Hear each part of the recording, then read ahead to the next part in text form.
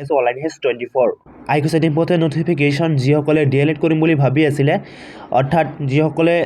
2022 আৰু 24 বৰ্ষৰ বাবে ৱেইট কৰি আছিলে DL.Ed কৰাৰ কাৰণে তেওঁলোকৰ বাবে আই কৈছে এটা ইম্পৰ্টেণ্ট নটিফিকেশ্যন তেওঁলোকে এতিয়া অনলাইন এপ্লাই কৰাৰ কাৰণে নটিফিকেশ্যন আহি গৈছে আৰু কোনে এপ্লাই কৰিব পাৰিব এইটো ভিডিঅ'ত আপোনালোকক গোটেইখিনি প্ৰক্ৰিয়া জনাবলৈ চেষ্টা কৰিম যাৰ আপোনালোকে কেনেকৈ আবেদন কৰিব আৰু ক'ত যে আপোনালোকে আবেদন কৰিব লাগিব গোটেইখিনি কথা আপোনালোকে এইটো ভিডিঅ'ৰ জৰিয়তে জনাবলৈ চেষ্টা কৰিম আশা কৰোঁ আপোনালোকে ভিডিঅ'টো কমপ্লিটলি চাব বলক আমি ভিডিঅ'টো আৰম্ভ কৰোঁ এইটো চাওক আপোনালোকে যি স্ক্ৰীনত দেখা পাই আছে এডমিশ্যন নটিচ প্ৰি-এণ্ট্ৰি টেষ্ট অৰ্থাৎ PET 2022 for admission into 2 years diploma in elementary education DL.Ed course 2022 to 24 so আপোনালোকে নিশ্চয় গমেই পালে যিটো DL.Ed হয় নটিফিকেশ্যনটো হয় আৰু যিসকলে 2022 আৰু 24 বৰ্ষৰ বাবে ৱেইট কৰি আছিলে এইটো তেওঁলোকৰ কাৰণে হয় আৰু তেওঁলোকৰ কাৰণে অনলাইন এপ্লিকেশ্যন বিচৰা হৈছে 2 years ডিপ্লোমা যেটো আমাৰ DL.Ed কোৰ্সৰ কাৰণে অনলাইন এপ্লিকেশ্যন বিচৰা হৈছে এটা এডুকেশ্যন ফালৰ পৰা এডুকেশ্যন ডিপাৰ্টমেণ্টৰ ফালৰ পৰা এলিমেণ্টাৰী এটা দিয়া হৈছে ডিপ্লোমা ইন এলিমেণ্টাৰী এডুকেশ্যন বিচৰা হৈছে এতিয়া আপোনালোকে মিনিমাম কোৱালিফিকেশ্যন কি লাগিব হেতু দিয়া হৈছে যদি হায়াৰ থাকে তেনেহ'লে কোনো প্ৰবলেম নাই বাট আপোনালোকে মিনিমাম কোৱালিফিকেশ্যন এটো থাকিবই লাগিব এটা আপোনালোকে এপ্লাই কৰাৰ কাৰণে এটা দিয়া হৈছে যে the candidate must have first higher secondary অৰ্থাৎ আপোনালোকে HS অৰ্থাৎ 10+2 আপোনালোকে পাছ কৰিব লাগিব বা আপোনালোকে ইয়াৰ ইকুইভ্যালেন্ট হ'লে হৈ যাব from recognized board বা council with at least 50% marks in aggregate excluding marks secured in the optional extra 4 subject so এতে কি কোৱা হৈছে যে আপোনালোকৰ তো HS পাস কৰিব লাগিব অৰ্থাৎ 10+2 পেটাৰ্ণ আপোনালোকে পাস কৰিব লাগিব বা ইয়াৰ সমতুল্য হ'লে হৈ যাব আৰু যেটো আমাৰ পাৰ্চেন্টেজৰ কথা কোৱা হৈছে এতে আপোনালোকে 50% পাবই লাগিব অৰ্থাৎ এট লিষ্ট আপোনালোকে 50% পাবই লাগিব আৰু যদি আপোনালোকে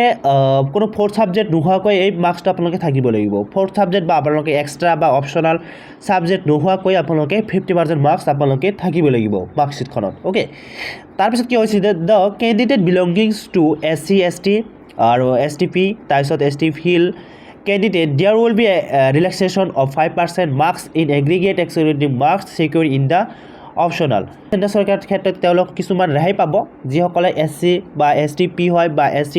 হিল হয় তেওঁলোকে 5% রিল্যাক্সেশন আছে অর্থাৎ তেওঁলোকে 5% কম থাকিলেও হৈ যাব অর্থাৎ তেওঁলোকৰ যদি SC বা ST বা ST হিল যদি ক্যাটেগৰি হয় আৰু তেওঁলোকে 40% পাৰ্সেন্টেজ হলেও কিন্তু তেওঁলোকে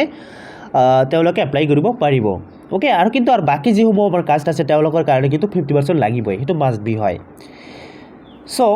এতিয়া কি সারা এটা বস্তু এটা কৈছে যে candidate who are appearing in higher secondary HS it's equivalent final examination may also apply to appear in pre-entity test. However, they have to submit the marks details, upload their skin copy, original provisional mark sheet before the declaration of the result of PET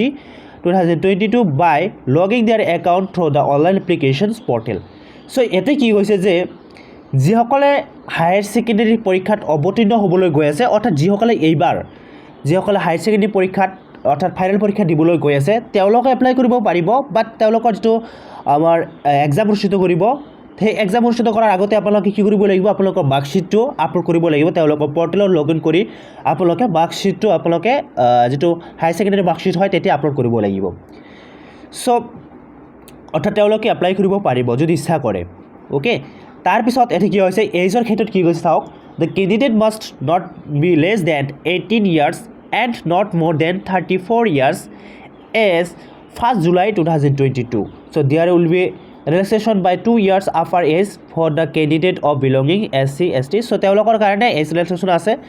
2 বছৰ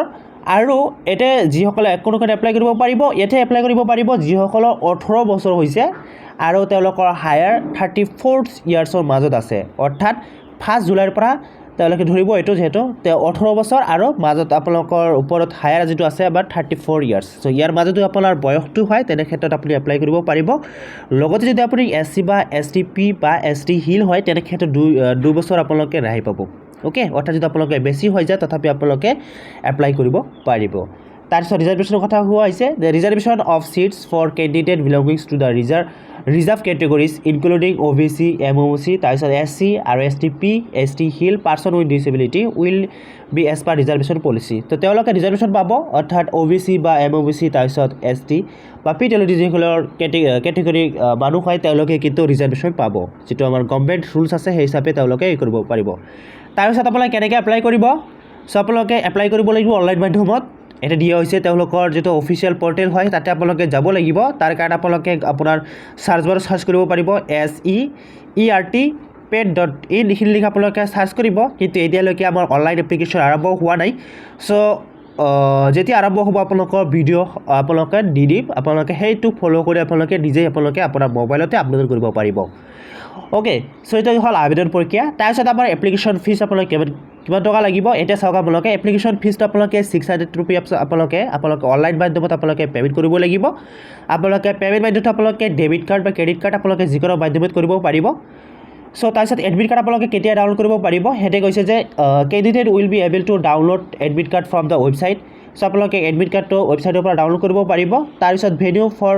আপোনালোকে পৰীক্ষা centre ক'ত হ'ব ইয়াতে কৈছে the venue for pre entry test 2022 will be allocate in the district select of the candidate during the submission of the চ' আপোনালোকৰ এইটো এক্সাম হ'ব আপোনালোকৰ ডিষ্ট্ৰিক্টতে হৈ যাব অ'কে সেইটো আপোনালোকে টেনশ্যন কৰিব নালাগে সেইটো হৈ যাব এতিয়া চাওক কিছুমান ইম্পৰ্টেণ্ট ডেটছ দিয়া হৈছে ইয়াতে যে opening of the online submission of application আপোনালোকে এতিয়া দেখা পাই আছে 22 মাৰ্চ 2022 অৰ্থাৎ আজিৰ পৰা এপ্লাই আৰম্ভ হ'ব কিন্তু এতিয়ালৈকে আৰম্ভ হোৱা নাই লিংকটো খোল খোৱা নাই মই চেক কৰিছোঁ যেতিয়াই আৰম্ভ হৈ যাব আপোনালোকক ভিডিঅ' বনাই আপোনালোকক মই দি দিম এতিয়া closing of online submission of application আৰু 10 এপ্ৰিললৈকে আপোনালোকে এটা অনলাইন এপ্লাই কৰিব পাৰিব আৰু ডাউনলোডিং অফ এডমিট কাৰ্ড এটা দিয়া হৈছে ফ্ৰম 20 মে অৰ্থাৎ আপোনালোকে 20 মে'ৰ পৰা আপোনালোকে এইটো ডাউনলোড কৰিব পাৰিব আপোনালোকৰ এডমিট কাৰ্ডটো আৰু টেষ্ট অনুষ্ঠিত হ'ব 29 মে অৰ্থাৎ ছানডেত আপোনালোকৰ এইটো হৈ যাব আপোনালোকৰ এক্সাম অনুষ্ঠিত হ'ব 29 মে অ'কে আৰু declaration of the result with secure card rank আপোনালোকে এই যিটো আপোনালোকৰ ৰিজাল্টটো ডিক্লেয়াৰ কৰিব 24 জুনত আপোনালোকে এই ৰিজাল্টটো ডিক্লেয়াৰ কৰিব অ'কে চ' এইটোৱে আছিলে ইনফৰমেশ্যন আপোনালোকৰ কাৰণে